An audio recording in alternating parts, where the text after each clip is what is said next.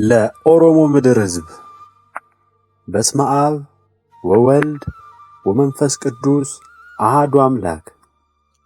ከቃሉ አንዲቷም ፈጽማ በማትታበል በአንድ አምላክ ስም።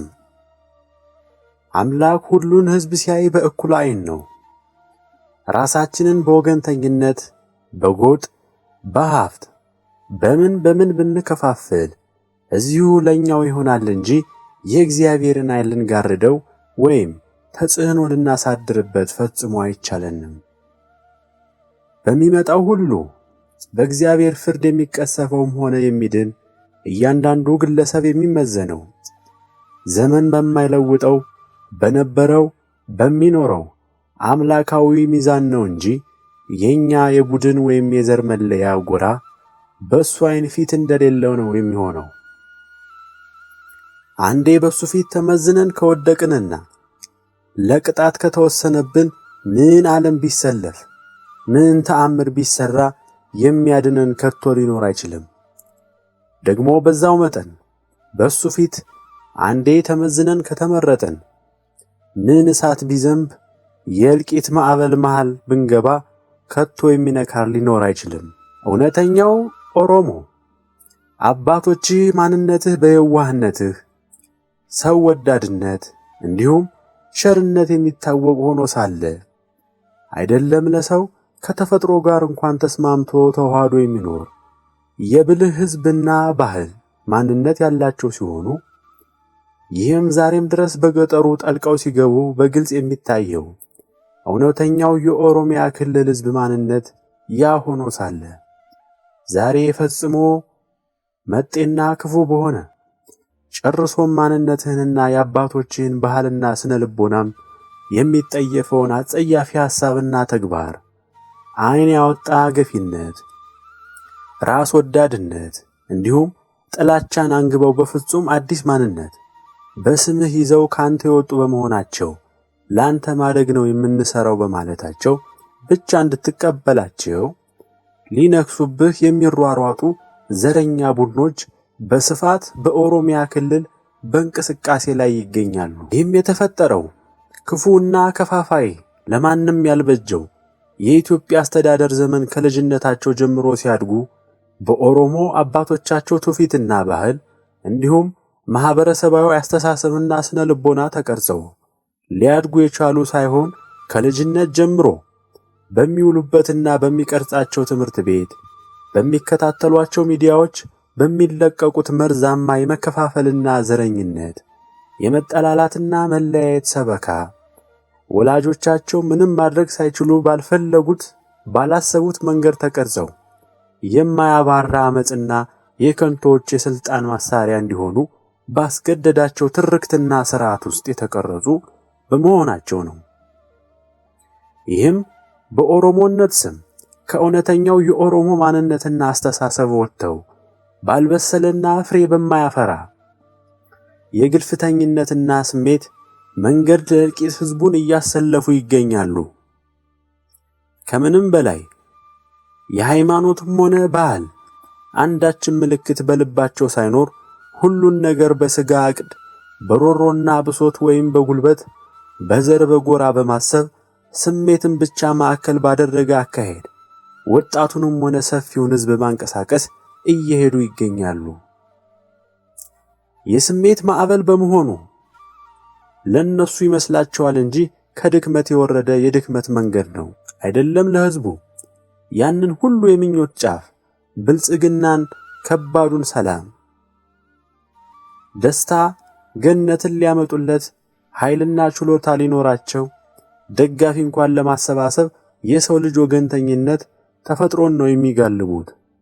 የወገንተኝነት ተፈጥሮ ማለት ልክ በሰፈር አካባቢ ወይም በከተማ የምንተያየው ግን ሰላም ብለነው የማናውቀውን ሰው ሩቅ በሆነ ቦታ ወይም ከሀገር ውጪ በሌሎች መሃል ስናየው ከዘመድ በላይ በደስታ እንደምንቀራረበው ይህም አብዛኞቻችንን አጋጥሞን ኃይሉን እንደምናውቀው ወይም የሆነ በቴሌቪዥን የምንሰማው ዘፈን ላይ የሰፈረ ወይም የከተማችን ስም ከተጠራ እንዲሁ መደሰትና መነሳሳት እንደሚያድርብን እነዚህም ፖለቲከኞች በዘራቸው እነዚህን መሰል ኃያል የተፈጥሮ ስሜት ላይ ተንጠልጥለው ለድጋፍ ማሰባሰቢያ አድርገው ሐሳብና ፖሊሲያቸው ተሰምቶ ሳይታወቅ እንዲሁ በድጋፍ እንዲጎርፉ አድርጓቸዋል። ይህም የድክመታቸው ጫፍ ነው።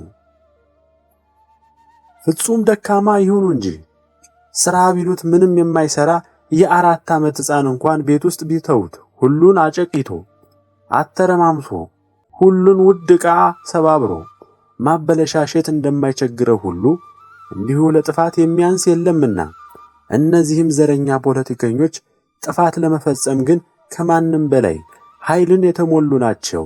ለኦሮሞ ሕዝብ ዘላቂ መልካም ሊያደርጉለት ፈጽሞ ባይቻላቸውም ለሌሎች የሚተርፉ ከፍተኛ ጉስቁልናን መከራ ግን ሊያመጡላቸው ይቻላቸዋል። እውነት የኦሮሞ አባቶች አላዋቂ ወይም ሞኝ ሆነው ነውን?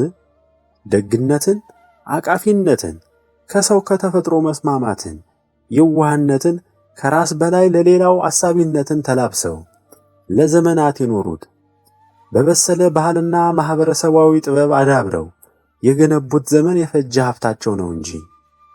ለምሳሌ አዲስ አበባ ተወልዶ ያደገ ሌላ ቤትም ሆነ አካባቢ የማያውቅ ደሃ ነዋሪ የሆነ የሰው ፍጡር የበላይነት ከሱ የበለጠ ጥቅማ ጥቅም፣ ቀዳሚነት፣ ንግስና በሰፈሩና በከተማው ይገባኛል እያለ ከጅማ ከወለጋ ዘሩን ብቻ ተማምኖ የሌላውን እየተጋፋ በራስ ወዳድነት አልጠግባይ ጥቅመኝነት በተገኘው መንገድ ሁሉ ተጋፍተው ራስን ለመጥቀም እያሉ መጋፋትን የሚያክል ክፉ ከባህል ውጪ ከምግባር ውጭነት ከቶ ሊኖር ይችላልን?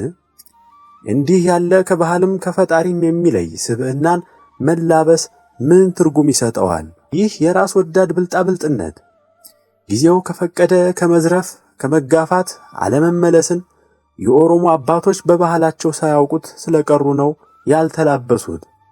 እውነተኛ ውጤቱን ስለማያውቁትና የተሻለውን መንገድ ስለሚያውቁት ነው እንጂ። በዚህ መልኩ ተሂዶ ምን አይነት መልካም ነገር ይሆን ለኦሮሞ ሕዝብ የሚያስገኙት? ለሌላውም የሚተርፍ ውድቀት መከራን ነው እንጂ። ሰፊ ግዛትን ወይስ አዲስ አበባ ከተማን? ወይ ሀብት፣ ዴሞክራሲ፣ ነጻነት፣ ብልጽግናን፣ ገነትን እነዚህን አንዱንም ሳይሆን በትንኮሳና ጥላቻ መርዝ መርጨት ከሌላውም ጋር ትርጉም አልባ ደም መፋሰስን ነው እንጂ። ይህ ዝም ብሎ ፍረጃ አይምሰልህ። ያካሄዳቸውን መንገድ ጫፍ ነው የምነግርህና እውነቱን ተመልከተው። ፈልገውትም ይሁን ሳይፈልጉት የያዙት መንገድ መዳረሻ ጫፉ የታወቀ ነውና እውነቱን ልትመለከተው ይገባሃል።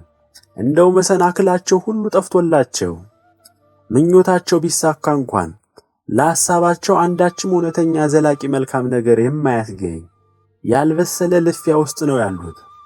ለነገሩ እነሱም የጀመሩት አካሄድና መንገድ ከኢትዮጵያ የሚለያቸው መሆኑንና ይህም የሚዘጋጁበት መሆኑን ያውቁታል። መዘዙንና ውስብስብነቱን፣ የውጤቱም ጭቃነት፣ የመንገዱንም ምናባዊነት ለአንተ አይነግሩህም ወይም አይገነዘቡትም እንጂ አንድ ቀን በሕዝቡ መሃል ያልኖሩበት ችግር ሸሽተው በውጭ የኖሩትን በሀገሩ ያለውን ሁኔታ ቀን በቀን አብረው እየኖሩበት ያልተረዱትን አፍ ያገኙ ዘረኛ ቀስቃሶች የሚያራምዱት ሐሳብና ከብሶት ጋር በደካማ መንገድ የሚነዙት ወሬ እንጂ በተግባር ሊሆን የማይችል የውድቀት ሐሳብ መሆኑን ግልጽ ነው። የኦሮሞ ክልል ሕዝብ ከመሃሉ የወጡ በስልጣን ያሉ በሀገራቸው ምድር ታሽተው በሕዝቡ መሃል ኖረው በስልጣንና አመራሩን መንገድ ኖረውበት ተረድተውት አንድነት ይሻለናል ብለው የሚናገሩትንማ ሊሰማቸው ፈቃደኛ አልሆነም። እውነታውን ውስጥ ሆነው የተረዱት ግን ከማንም በላይ እነሱ ናቸው።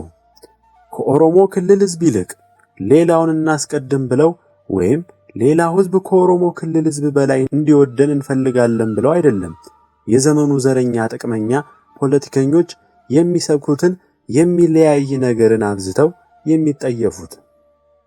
ውጭ ሳይኖሩበት ከሚጮሁት ይልቅ ኖሮበት እውነታውን ለሕዝባቸው ጭምር የሚበጀውን መንገድ ስለሚያውቁት ነው እንጂ ሌሎችን አስቀይሞ ተጋፍቶ ከሌሎች አጋጭቶ በግልጽ ወደ መለያየት የሚመሩ ተግባራትን በትዕቢት የሚሰብኩት እነዚህ የኦሮሞ ምድር ዘረኛ ፖለቲከኞች የሚንደረደሩበት የመለያየት ድርጊት ውጤቱ ግልጽ ነው።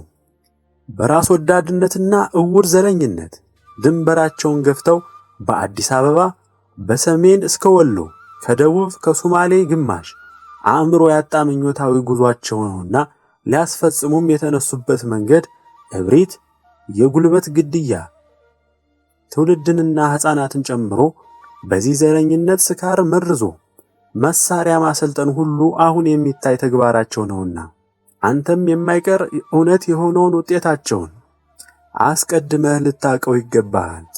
መሬት ላይ ባለው እውነት በተጠላለፈ በተወሳሰበ ድንበርና ወሰን ገና ያልተሰመሩ ሰው ያልሰፈረባቸው ገደላ ገደሎች፣ ሜዳዎች ይህ ሁሉ ባለበት ሳይሆን ከዚህ በፊት በግልጽ የተሰመረ አንዲት መስመር ድንበር ባላት ኤርትራ ግጭት እንኳን ከ200,000 በላይ በአጭር ቀናት ጸጥ ያሉበት ዘግናኝ እልቂት የሚታወስ ነው። እጅግ በተወሳሰበው በኦሮሚያ ክልል ድንበር ዙሪያ ያውም ከአራቱም አቅጣጫ በሚነሳ ግፊያ ደግሞ ምን ያህል ሕዝብ በከንቱ እንደሚረግፍ ለማሰብ የሚያስፈራ ግን ከወዲሁ ግልጽ ሆኖ የሚታይ ዘግናኝ እውነታ ነው።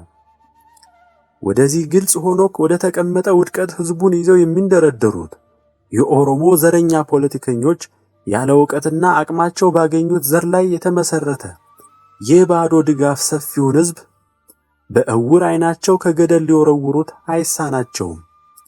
ይህን እልቂት ሌሎቹስ በዙሪያው ያሉት የተለያዩ ክልሎች 7 ክልሎች የሟቹን ቁጥር ሲከፋፈል የተወሰነ ይደርሳቸዋል።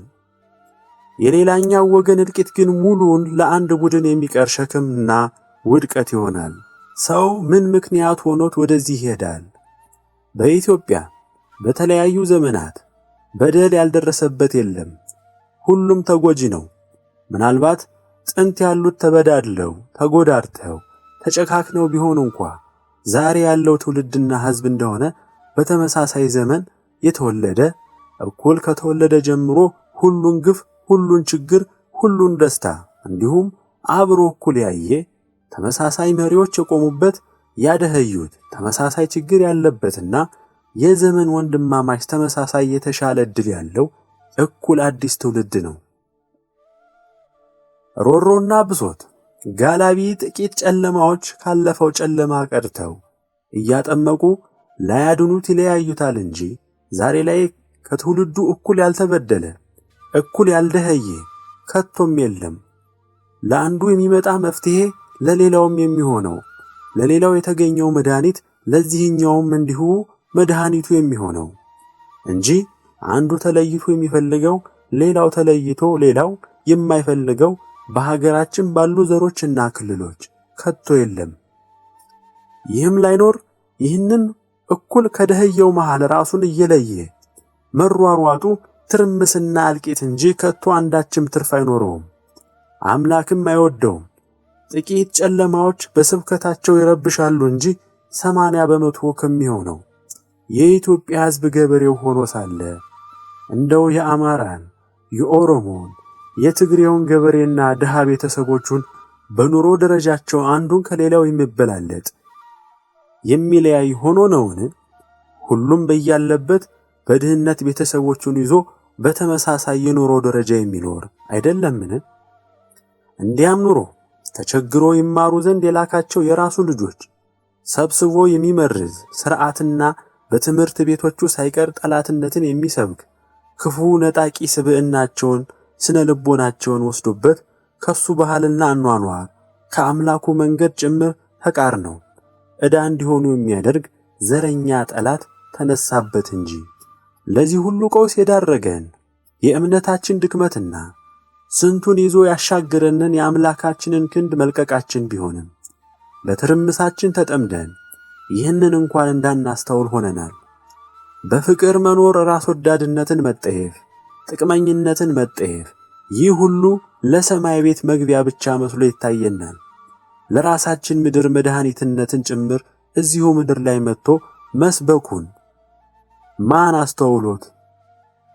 ራሱን ብቻ እየተመለከተ የሚያደርገው መወራጨት ሌላውን ሲገፋ፣ ሲያስቆጣ፣ በትዕቢቱ ታውሮ ራሱን ብቻ ለማሳደግ የሚሯሯጥ አብሮ የሚኖር ወንድሙን በማይቀየረው ማንነቱ ከሱ ለይቶ አግልሎ ራሱን ሊጠቅም የሚሯሯጥ ሰው የእግዚአብሔርን መኖርና በኃያልነት ያለውን ሥልጣንን ዘንግቶት ነውን?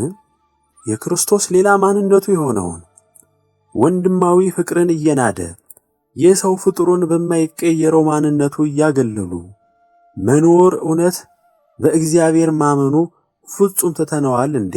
ወይ ጭራሹኑ ፈጣሪን እስከነመኖሩ ክደነዋል እንዴ? እንደ ሌሎቹ ፈጣሪ የለም ብለን ነው የምናምነው? አንተስ ይህን የምታምነው መኖሩን ትቀበላለህ? አንተስ ይህን የምታነበውና የምታደምጠው እግዚአብሔር መኖሩን ትቀበላለህ? ታዲያ እሱ ካለ ፈጣሪ እሱም የዓለም ሁሉ ባለቤት የኃይል ሁሉ ጣራ እንግዲህ የሁሉ ካህሊና ባለስልጣን የሆነ አንኳኩ ይከፈትላችኋል ብሎ ሊረዳን ፈቃደኛ የሆነ ንጉሥ በሙሉ ኃይሉ እያለ እንዴት እርዳታውን እንዲልክልን አንጠይቀውም? በዚህ ጭንቅና ችግራችን በበዛ ጊዜ እንዴት በመሃላችን እንዲገኝና ሁሉን እንዲያስተካክልልን ልናስበው ልንጋብዘው አልፈቀድንም? የእሱን መኖር ካመንን ታዲያ እሱን የሚያርቅን ወንድምን ለይቶ ማበላለጥ፣ ለይቶ የሚያስጠላ፣ ለይቶ የሚያስጠቅም በዘር መሯሯጥን ልንይዝ መረጥን። የክርስቶስን በሰዎች መሃል መገኛ ገጹ የሆነውን የማይበላለጥ ወንድማዊ ፍቅር ከራሳችን ሰብረን አውጥተን አሁን በሚታየው መልኩ ተገኘን። ታዲያ ምን ችግር አለው? እንደ ምዕራብ ሀገሮች በሥጋ ትግል ራሳችንን ችለን እስካስኬደን እንሄዳለንና የሚል ሰው ሊኖር ይችላል። ነገር ግን የሥጋ ትግል የሚባል ነገር ከቶ እንደሌለ አታውቅምን?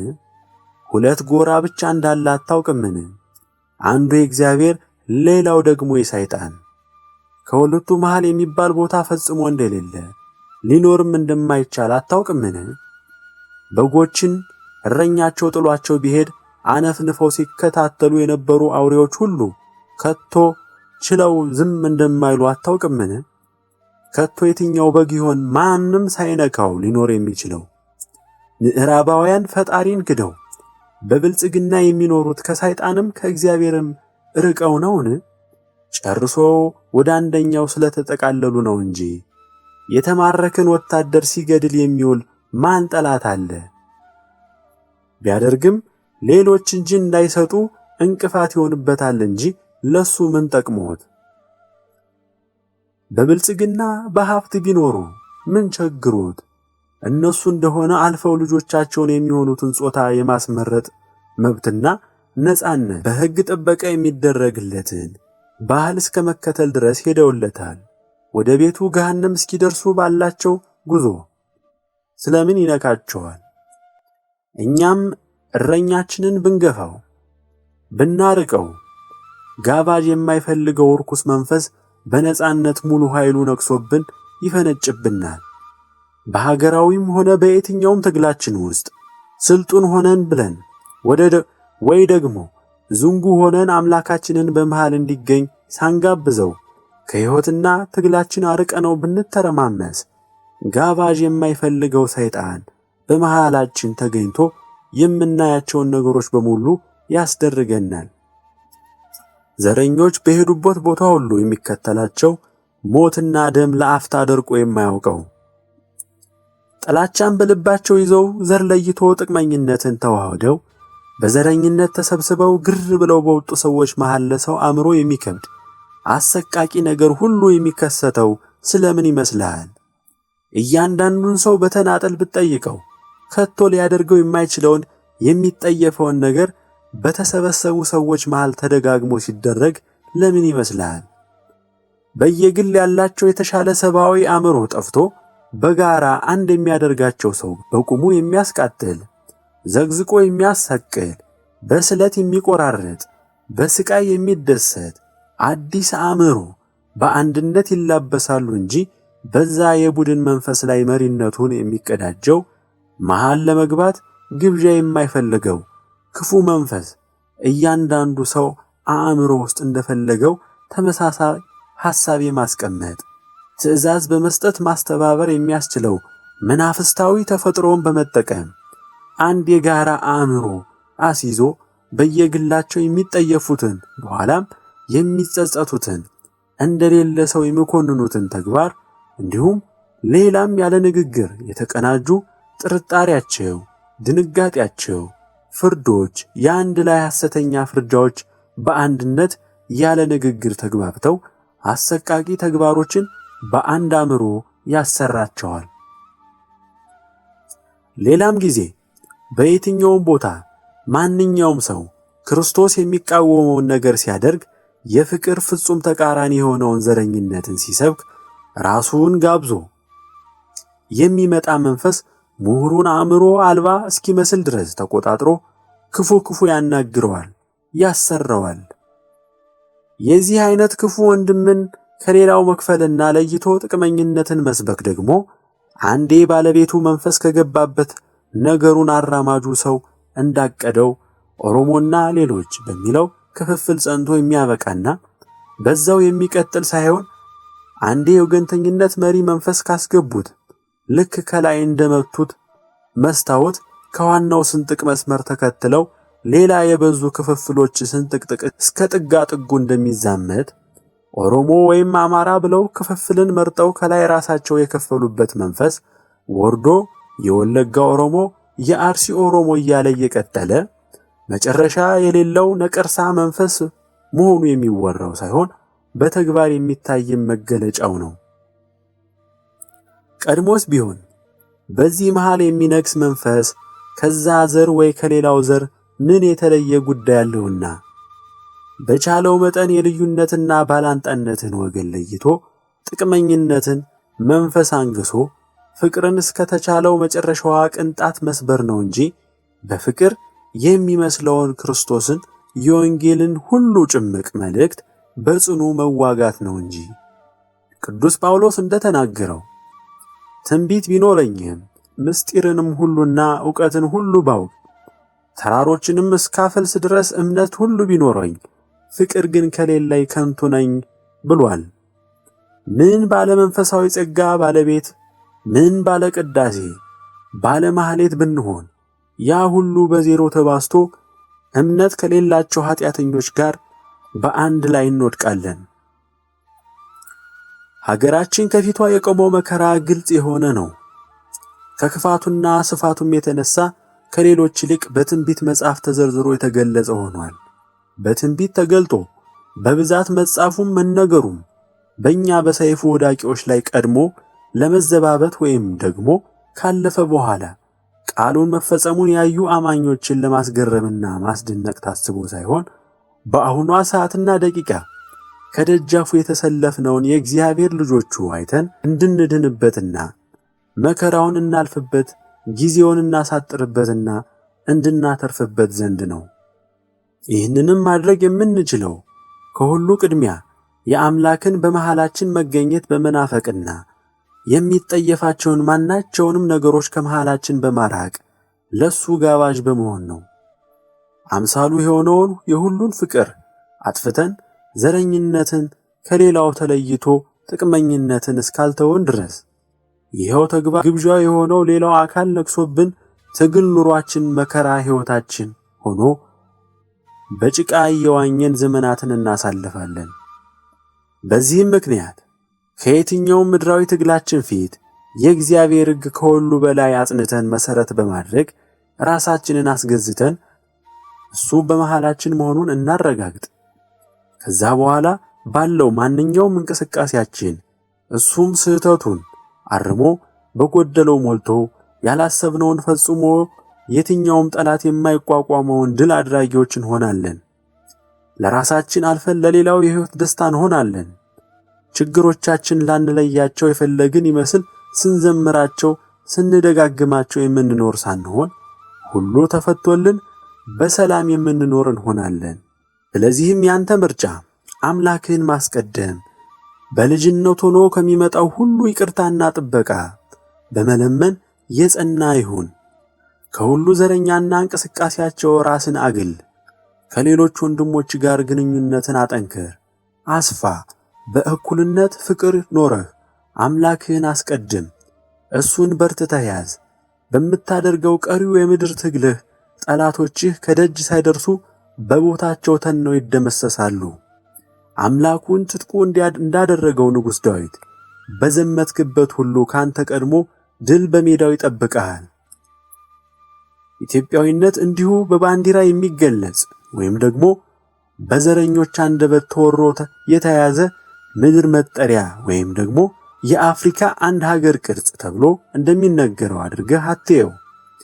ይልቁንስ ከቀድሞም መነሻው በነበረው ፍልስፍና የዥንጉርጉሮች በክርስቶስ አምሳል ሰብአዊነታቸው ብቻ በአንድነት በፍቅር የሚኖሩበት እግዚአብሔር በፈጠረው ዥንጉርጉር ፍጥረት መሃል የሚገኝበትን የፍቅርና አንድነትን መልክ መላበስ በመሆኑ ብቻ እየው። እግዚአብሔርን የረሱ ስልጣን እጅግ ያፈቀሩ ታጣቂዎች ህብረት በድህነትና በፍቅር ከሚኖሩ ኢትዮጵያን መሃል ከፍለው ኦሮሚያ ክልል የተባልክ መሆንን አትርሳ። ኦሮሚያ ተብሎ የተከለለው ምድር ኢትዮጵያዊ መሆንን አትርሳ። ለልጁ ተመልከት ያንተን ንብረት ብሎ አክሱምን የሚጠቁም፣ ተመልከት ያንተን ሀብት ብሎ ጣናን አባይን የሚጠቁም፣ ተመልከት የርስትህን ጫፍ ብሎ ከካርታ ላይ ኦጋዴንን የሚያሳይ እሱ ራሱ እንዲህ ተብሎ ከአባቶቹ የተረከበውን እንደ አባቶቹ ታግሎ ጠብቆ ለሚወደው ልጁ ሙሉ መብትና ባለቤትነት የሚሰጥ ነህ።